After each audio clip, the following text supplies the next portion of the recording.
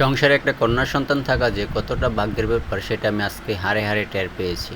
যেটার জন্য আমি মোটেও প্রস্তুত ছিলাম না। এই যে দেখুন, আমি কাজ থেকে বাসায় এসে যখন হাত মুখ ধুয়ে বাসায় ঢুকলাম তখনই দেখি আমার মেয়ে গামছা নিয়ে হাজির আমার পা মুছে দেওয়ার জন্য। আমি বলতেছি যে আমাকে দাও, আমাকে দাও। সে বলতেছে যে না বাবা, আমি তোমার পা মুছে দেবো, আমি করে দিচ্ছি।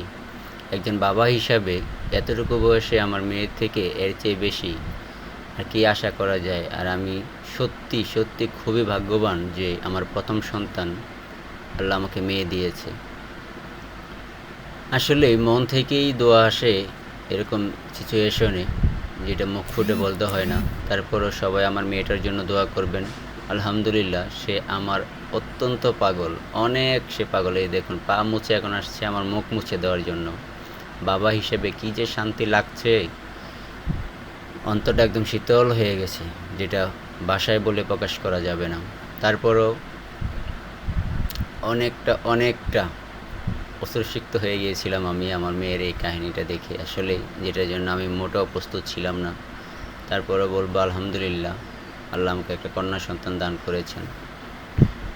সবাই আমার মেয়েটার জন্য দোয়া করবেন, আল্লাহ যেন তাকে সঠিক পথে মানুষের মতো মানুষ হয়ে বড় হওয়ার তৌফিক দান করেন, আমিন। আসলে কন্যা সন্তান হলো সংসারের জন্য আশীর্বাদ।